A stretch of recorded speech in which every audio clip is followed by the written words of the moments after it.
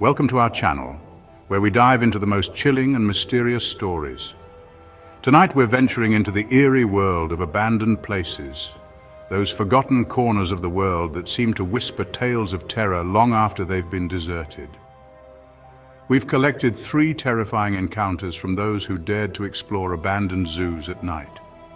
Imagine the silence of a place once filled with the sounds of life, the echoing roars, the playful chirps, now replaced by an unnerving stillness. Turn off the lights, sit back and prepare to be scared. The rusted bars and empty enclosures hold more than just memories. Tonight we explore the horrors that lurk in the shadows of abandoned zoos.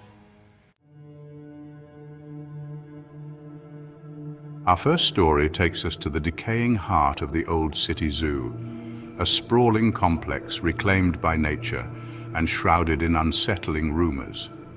A group of friends, driven by youthful curiosity and a thirst for adrenaline, decided to explore the abandoned zoo under the cloak of night. Among them was a young man named Jacob, our narrator for this chilling tale. As they slipped through a broken section of the perimeter fence, the air grew heavy with the scent of damp earth and decaying leaves. A sense of foreboding settled over them, but they pressed on, their flashlights cutting through the darkness. They were drawn to the Serpentarium, a long, low building with barred windows that hinted at the slithering horrors it once contained. The silence inside the Serpentarium was thick and absolute, broken only by the sound of their own breathing. Jacob swore he could smell the phantom scent of reptile musk, a cold, primal odor that sent shivers down his spine. As they ventured deeper into the Serpentarium, they began to hear it.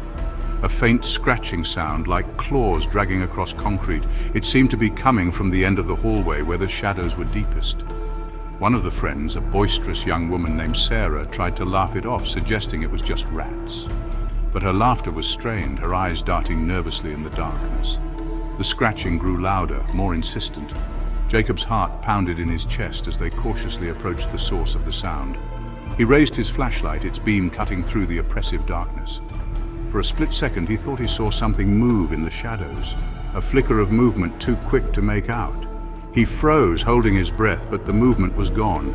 They were all acutely aware of the silence that followed. A silence so profound it felt as if it were pressing in on them, suffocating them. Then they heard it again, closer this time. The distinct sound of heavy breathing, slow and deliberate, like a predator stalking its prey. Panic welled up in Jacob's chest, threatening to overwhelm him. He glanced at his friends, their faces pale and drawn in the flickering beam of his flashlight. They had to get out of there. Without a word, they turned and fled, their footsteps echoing in the silent Serpentarium. As they ran, Jacob could hear the heavy breathing behind them, gaining ground. He didn't dare look back, but he could feel its presence, cold and malevolent, closing in. They burst out of the Serpentarium and into the relative safety of the night, gasping for breath. They didn't stop running until they were far from the abandoned zoo, their lungs burning, their hearts racing.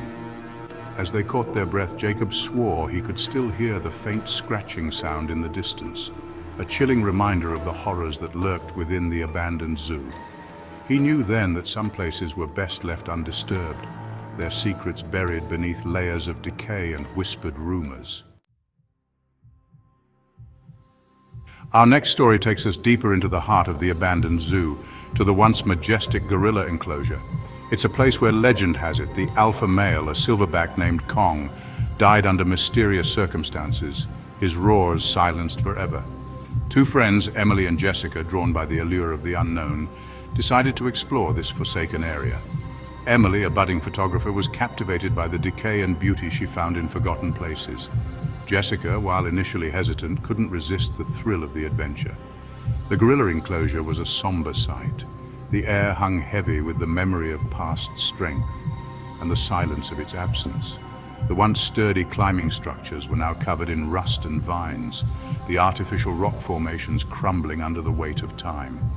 As Emily set up her camera, captivated by the interplay of light and shadow, Jessica felt a chill run down her spine.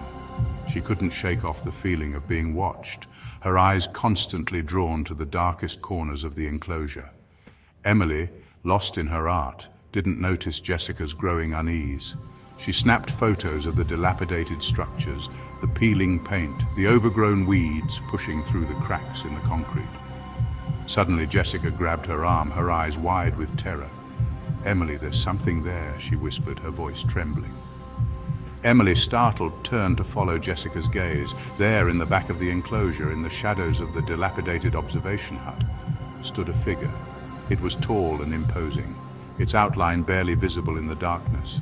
Emily, though skeptical, felt a shiver run down her spine. She raised her camera, her finger hovering over the shutter button. Through the lens, she could see the figure more clearly. It appeared to be humanoid, but its shoulders were slumped, its head hung low as if in mourning. "Hello?" Emily called out, her voice echoing in the stillness. The figure didn't respond. It remained motionless, shrouded in shadow. Emily, her curiosity outweighing her fear, took a step closer. "We mean no harm," she said, her voice barely a whisper. Still, the figure didn't move. It felt less like a living being and more like an apparition, a phantom tethered to the place of its demise. Suddenly, as if on cue, a gust of wind swept through the enclosure, rustling the leaves and sending a chill down their spines. When the wind died down, the figure was gone. Emily and Jessica stood there for a moment, their hearts pounding in their chests, the silence deafening. They didn't need to speak to know that they had witnessed something unexplainable, something that sent shivers down their spines. As they hurried out of the gorilla enclosure, they couldn't shake off the feeling that the eyes of the phantom were still watching them, its sorrowful presence lingering in the air, a chilling testament to the unseen world that exists just beyond our perception. Our final story takes a terrifying turn, a chilling reminder that some places hold a darkness that can reach out and touch those who dare to trespass. This time, our experience comes from the perspective of Mark, a security guard tasked with patrolling the perimeter of the abandoned zoo. Mark had heard the stories, dismissed them as local lore, the ramblings of thrill-seeking teenagers. He had taken the job for the quiet solitude it offered, a chance to escape the noise and demands of the city. On this particular night, a storm raged, unleashing its fury upon the abandoned zoo. Rain lashed down, the wind howled like a banshee, and lightning illuminated the skeletal structures of the old exhibits in brief, terrifying flashes. Mark, making his rounds in his jeep, found his path blocked by a fallen tree, its branches gnarled and reaching like skeletal fingers. He cursed under his breath, knowing he'd have to clear the path himself. As he stepped out of the jeep, the wind snatched his flashlight from his grasp, sending it tumbling into the darkness. He was plunged into an almost absolute darkness, the only light coming from the intermittent flashes of lightning. He started to hear it then, a low growl that seemed to emanate from the very depths of the storm. It was a primal sound, filled with hunger and rage, something that sent shivers down Mark's spine. He tried to rationalize it, telling himself it was just the wind howling through the trees, but deep down, a primal fear started to take root. He felt hunted. He stumbled back towards his jeep, his hands outstretched, feeling his way through the darkness. That's when he felt it, a searing pain in his leg.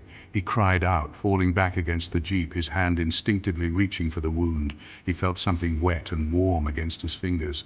Blood. He was bleeding. Panic welled up inside him, threatening to consume him. He fumbled for the handle of the jeep, his heart pounding in his chest. He had to get out of there, but as he pulled on the handle, he realized with a sickening feeling that the door wouldn't open. It was jammed. He was trapped. He looked back towards the source of the growl, his blood turning to ice in his veins. Two eyes, glowing with an eerie yellow light, pierced the darkness, staring at him with an intensity that made him want to scream. The creature moved closer, its massive form emerging from the shadows. It was large, powerful, and clearly predatory. Mark had stumbled into its territory, and now he was paying the price. He knew he had to do something, anything, to survive. He fumbled in his pocket for his keys, his fingers trembling. He found them, and with a surge of adrenaline, managed to get the key into the lock and unlock the jeep. He threw the door open and scrambled inside, slamming it shut behind him just as the creature lunged. He could hear its frustrated roars as he started the engine and sped away. The image of those glowing eyes burned into his memory. Mark never returned to the abandoned zoo. He quit his job the next day, his face pale, his hands still shaking. He had looked into the eyes of the darkness that resided within those rusted bars and crumbling enclosures, and he knew that some horrors are best left undisturbed. Thank you for watching. We've journeyed into the heart of abandoned zoos, explored the shadows, and confronted the chilling tales they hold. If you enjoyed these terrifying encounters, don't forget to like, subscribe, and hit the bell icon for more spine-chilling stories. But be warned, the darkness doesn't end here. It lingers, waiting for you to turn off the lights, waiting to whisper its secrets in your ear. Share your own scary experiences in the comments below. Until next time, stay safe and stay scared.